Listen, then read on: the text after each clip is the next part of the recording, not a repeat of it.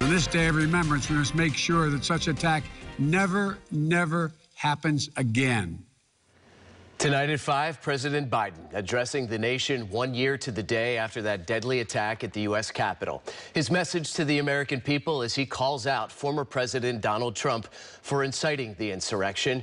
Good evening, everybody. Thank you for being with us tonight on KRON 4 News at 5. I'm Grant Lotus. And I'm Vicki Liviakis. Tonight, we take a look back at that tragic day at our nation's capital that led to 5 deaths and more than 130 officers being injured.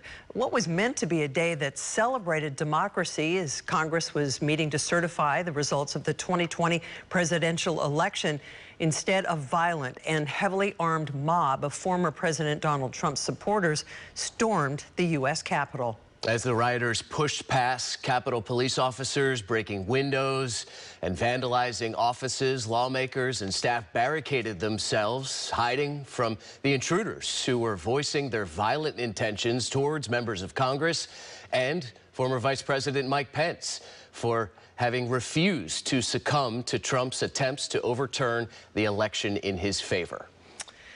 We want to bring in Representative Jackie Speier, who is at the U.S. Capitol building at the time of the insurrection.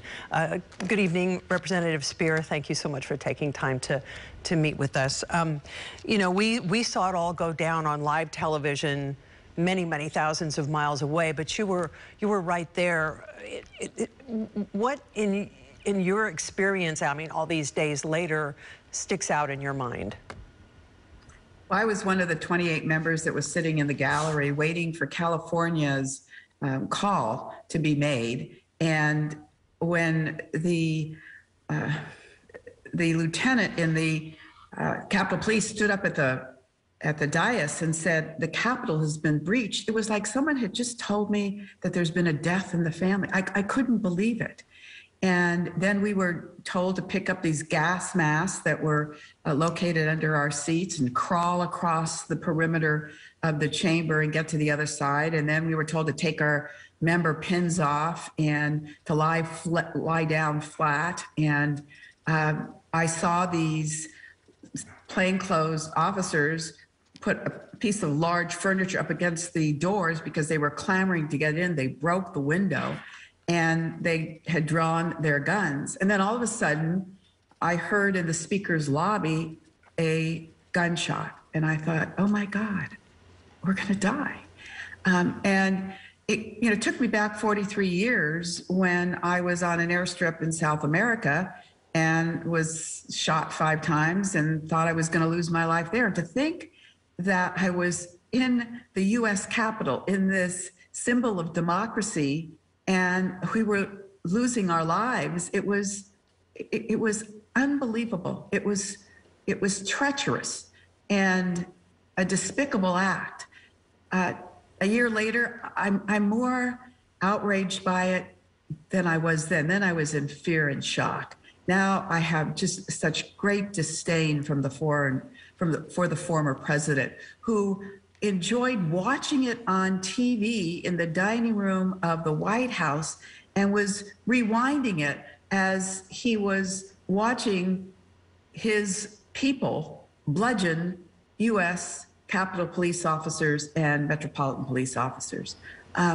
Unbelievable. I had 2 of those officers on a town hall last night. Great American heroes. I was so honored to be in the same Zoom call with them. And it's on Facebook for your viewers if they want to see. But they talked about how some of these people wanted to just torture these police officers. This wasn't just a 15-minute, wow, this was going on for hours and hours and hours. Gives me chills to hear you describe it in such terms. Can't imagine being there.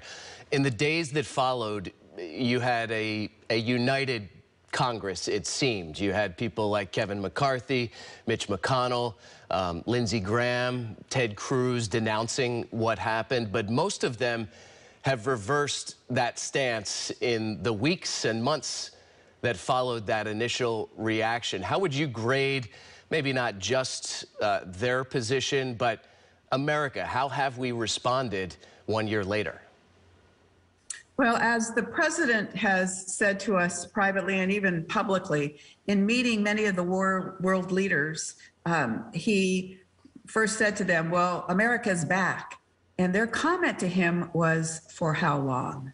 So I think we need to recognize that this could happen again. The fact that you had Kevin McCarthy 5 days after the event stand on the floor and say that Trump was responsible for what took place, and then he went down to Mar-a-Lago after the inauguration and kissed the ring, and now it's like it didn't happen.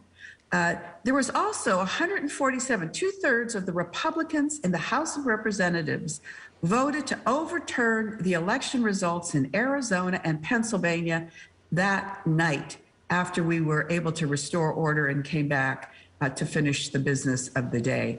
You know, we finished at 3:50 in the morning, but we came back to do our work.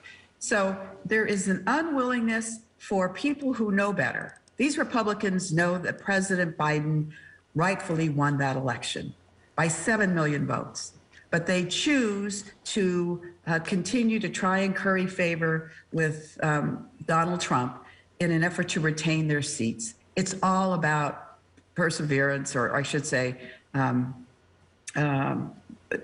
the ability to stay in office, not perseverance, it's preservation is what I'm trying to say. So it has been, you are acknowledging the 1-year anniversary of this ugly day, but are we better off or worse off? What have we learned? Well, we are better off to the extent that more and more information is coming out to which we can make an evaluation. Was this preordained? Was this premeditated? And more of that evidence is proving that to be the case. It was not some spontaneous act. This was an effort by the then president to contemplate a coup, to create an environment where he could retain his office. He has, in his lifetime, always boasted about not losing. And here he had lost on the biggest stage of all, and he was going to do everything in his power to prevent it. So we have more knowledge now, but we also have a greater responsibility to be alert to the fact that this indeed can happen again. January 6, 2021 can happen in 3 years. It can happen in 6 years. It can happen again if we allow the rules that have always been the rules of a peaceful transition to be manipulated. And some of those laws have already been put in place in 19 states across this country. Let us hope it does not happen again. Democracy is fragile, as we know. Unfortunately, we're out of time, but Representative Jackie Speier, we appreciate yours on this busy day, on this solemn day. Thank you for joining us. Thank you. Thank you so much.